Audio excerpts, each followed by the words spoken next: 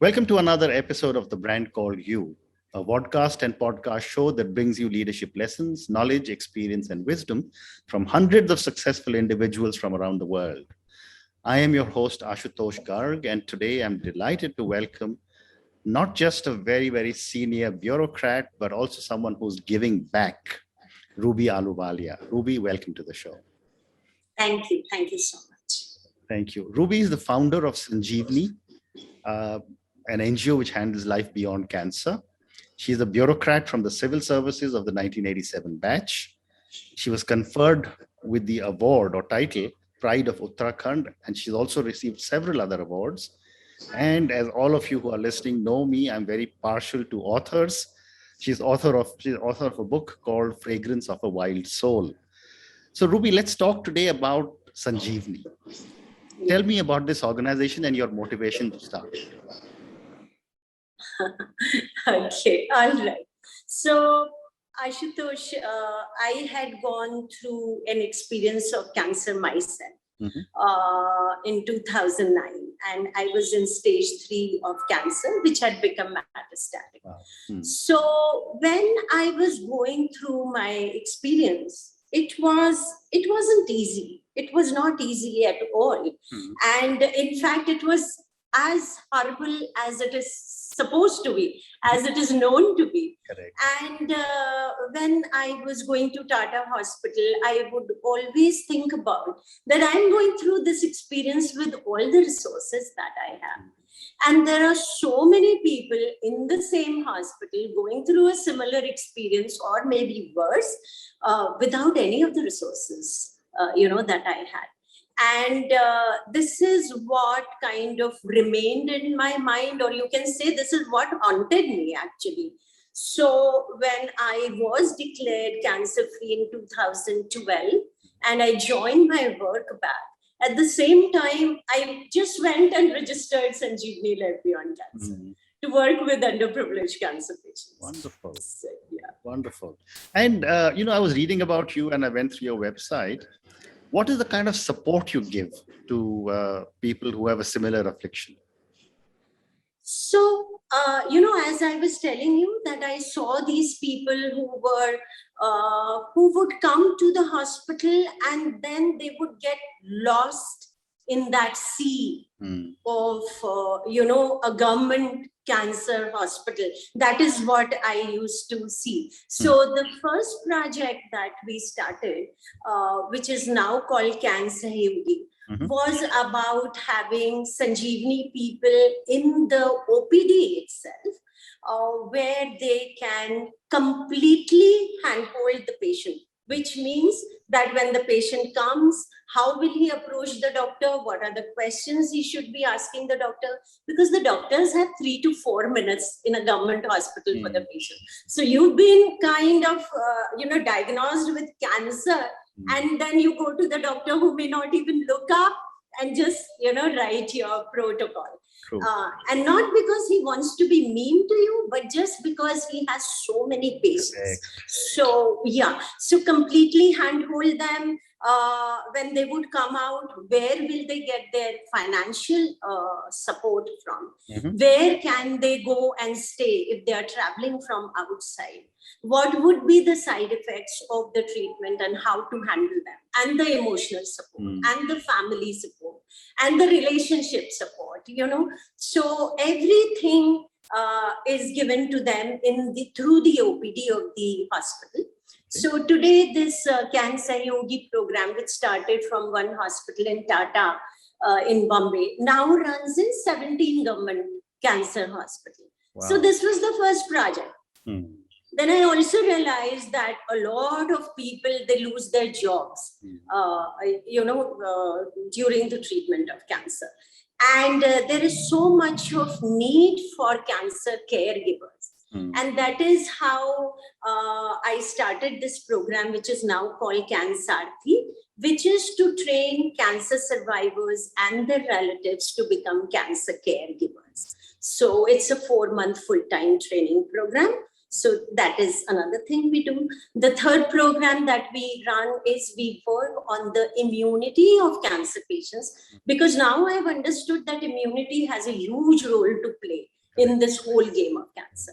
So this is a 36-session program which we run called Satori, and it has become so popular. Of course, we have worked with lakhs of patients through this, that even the doctors want to do it, the corporates who end up supporting us, they also want to do this program. So it's become... So tell me a little bit more about Satori, since it's such a popular program. All right. So in Satori, what I realized through my personal experience, through all the reading that I did and the conversations that I made, that immunity has a huge role to play in cancer. Now, if we can increase our immunity, number one, we can deal with our cancer in a much, much better way.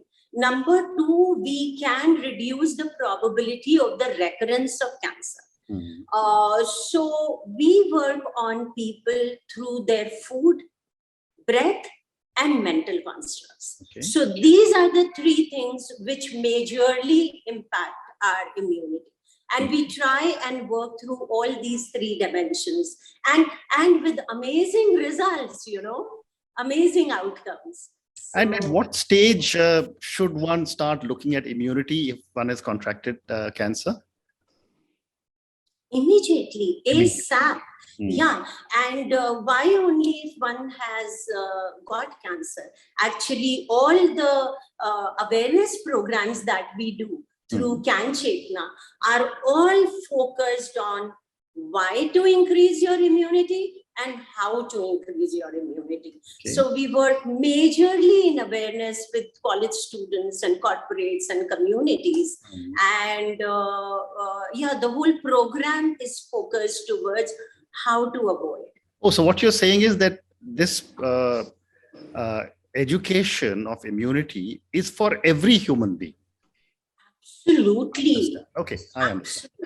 Yes. So this is the third program, the Satori. The fourth program, I landed up talking to you through CanUtsav. Yeah. And we, of course, run other programs like CanAhar, where we give nutrition boxes to female cancer patients to start with because of limited financial support. And we do CanVarta.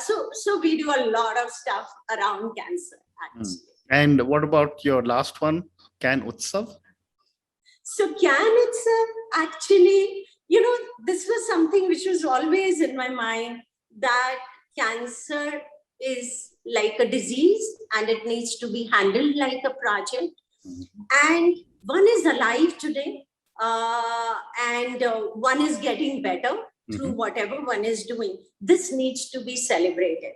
So celebration is a big thing in Sanjeevni, and that is why Sanjeevani Life Beyond Cancer. So we have these CanUtsav events in which we call patients, we call survivors, we call doctors, we call nursing staff, and it's all about celebration. So these are a lot of events which we do, actually. Fascinating. So Ruby, I'm going to ask you a couple of questions on how you felt. And I've spoken to many people who have gone through cancer, and people have different feelings, including why me. So I'd love to understand, how did you feel when you were first told? Numb, absolutely numb for some time. And somehow the feeling which kind of overwhelmed me for quite some time was not exactly why me, but like, how come me?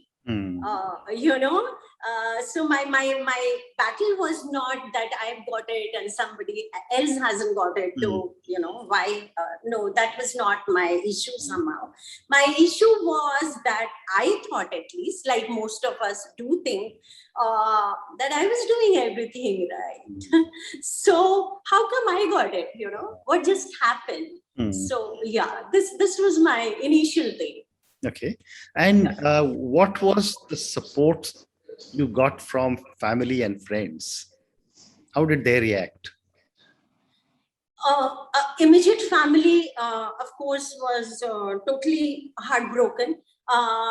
But immediately they kind of, pumped themselves and they understood this will not work.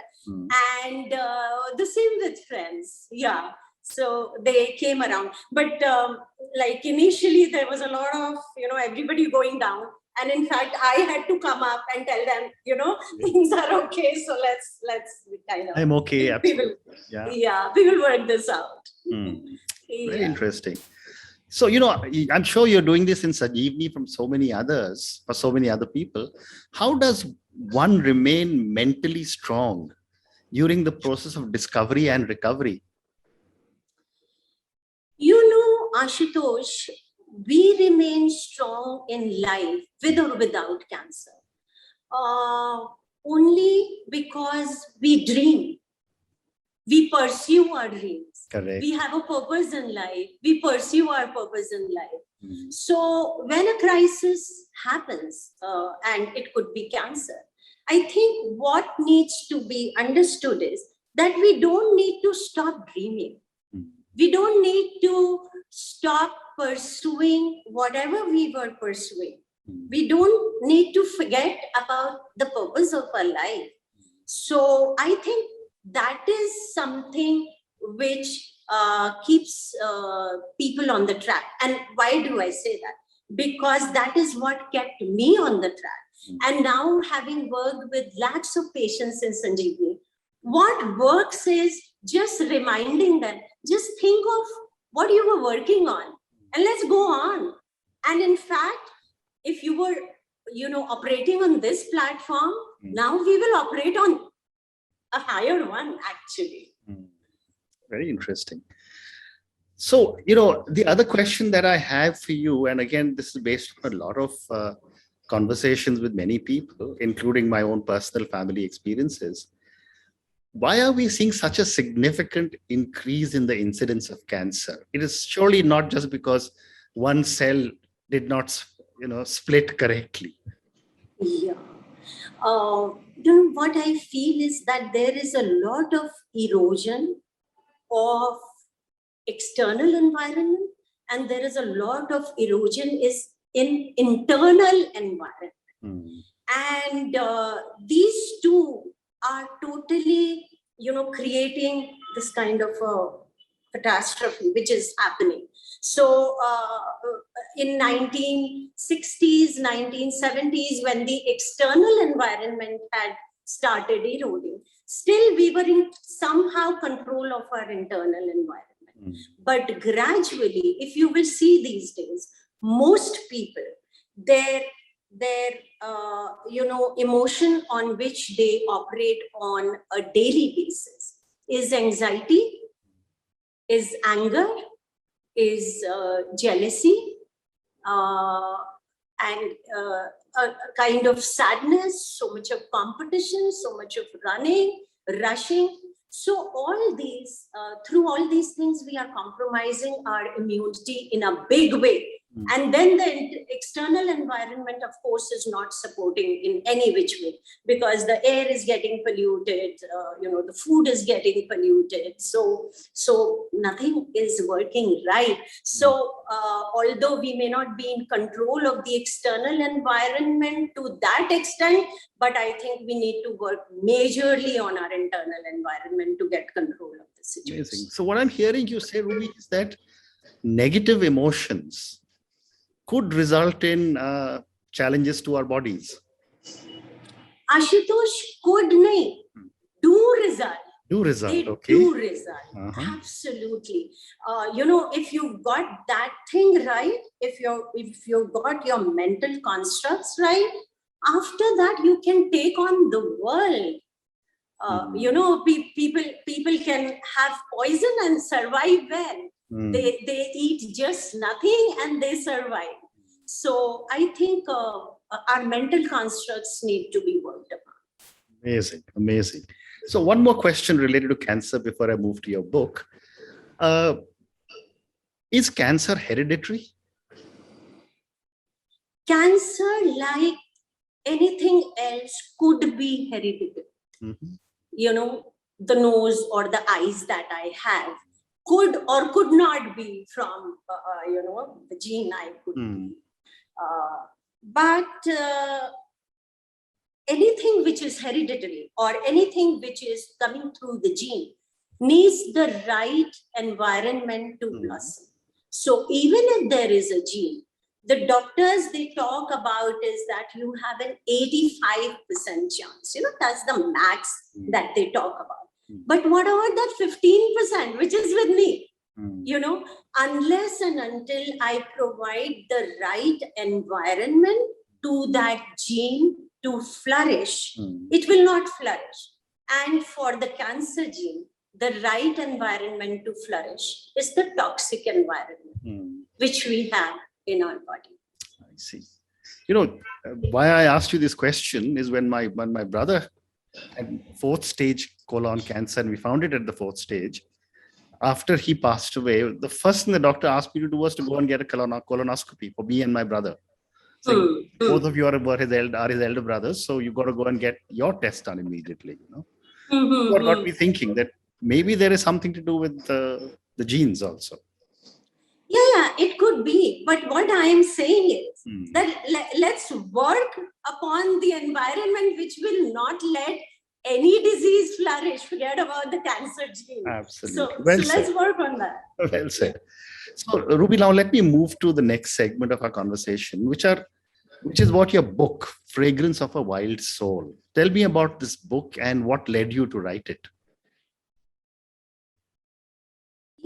Ashutosh, I got cured of cancer in 2012. I started writing the book in 2018. In 18. Okay. Which is like good 6 years later. Why? Because I was not planning to write a book on my experience. I was not thinking like that. What happened was there were some learnings from my own experience because when I went to the doctor and he told me that now you are free of cancer, I asked him, great, I'm so happy to hear this. But tell me what medicine do I need to take so that I don't have a recurrence? He said, Ruby, there is no medicine for that, but you will have to keep getting your checkups done. So that day I understood that becoming cancer-free is one thing and remaining cancer-free is another. Wow. So I need to explore this, So there was a lot of learning happened, which was as a result of this exploration. I had started Sanjeevni in 2012. So I started meeting a lot of patients, their relatives. I also started meeting a lot of people in the outside world. And what I understood was that these days people are working on themselves, but probably in an erratic way.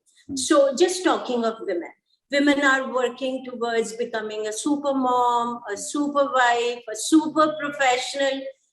But in this whole game, they are becoming an under average themselves.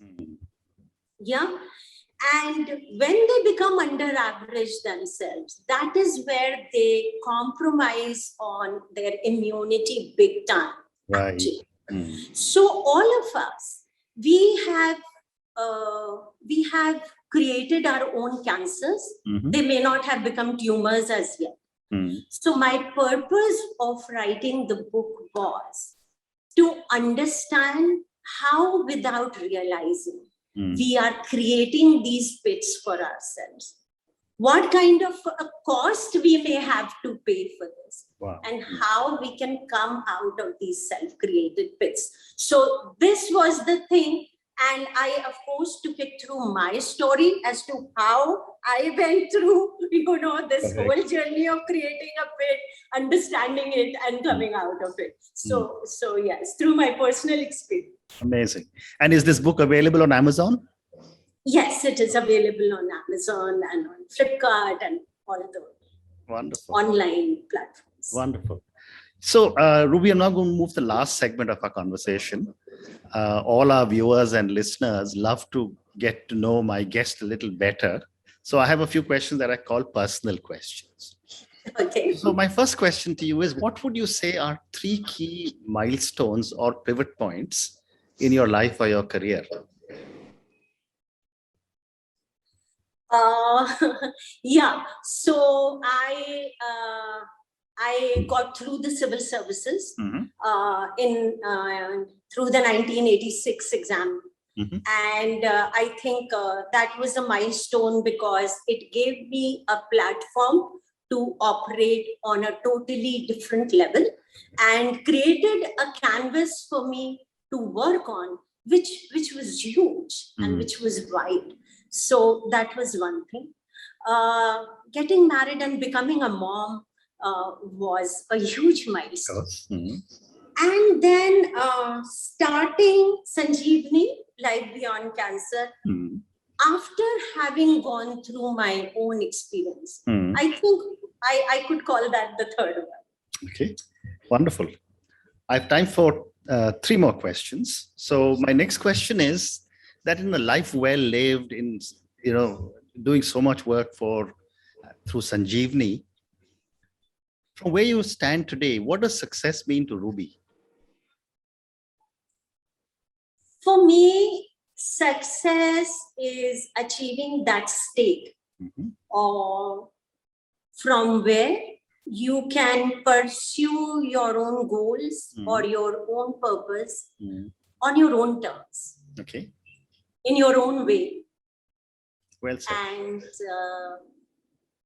yes, I think yes, okay. That is what it's. And a follow-up question to success is, who or what inspires you to do so many amazing things, in addition to all the work that you're doing with the government? The situations and just seeing that possibility of amending that situation, totally, giving it a turnaround and converting an adversity into an opportunity. As soon as I see that possibility in any situation, it inspires me big time. Incredible. And my last question to you, this is a question on failure.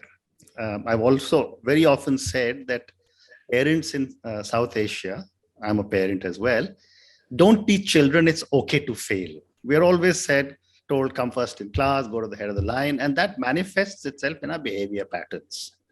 Yeah. Yet we fail and we learn. So my question to you is, what have been your learnings from some of your mistakes?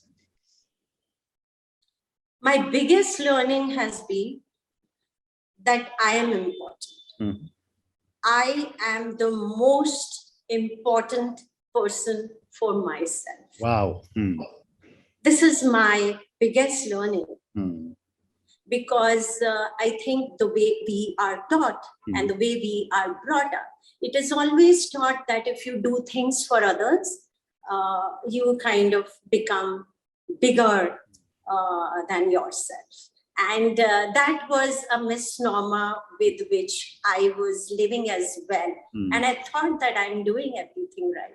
And in the process, I neglected my core big time. And I paid a cost for it. And once I came out of it, I realized that attending to yourself is not becoming self-centered. It is centering on the self, which is extremely important to live the life that you are meant to live. Amazing, amazing. Ruby, thank you so much. It's been such a pleasure speaking to you.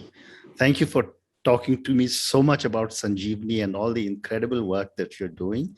And thank you on behalf of all my viewers and listeners for the amazing things you're doing for so many people who are afflicted with this horrible C word. Thank you. Thank you. The pleasure was all mine. The honor was all mine.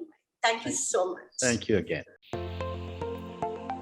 Thank you for listening to the brand called You Videocast and Podcast, a platform that brings you knowledge, experience, and wisdom of hundreds of successful individuals from around the world. Do visit our website www.tbcy.in to watch and listen to the stories of many more individuals.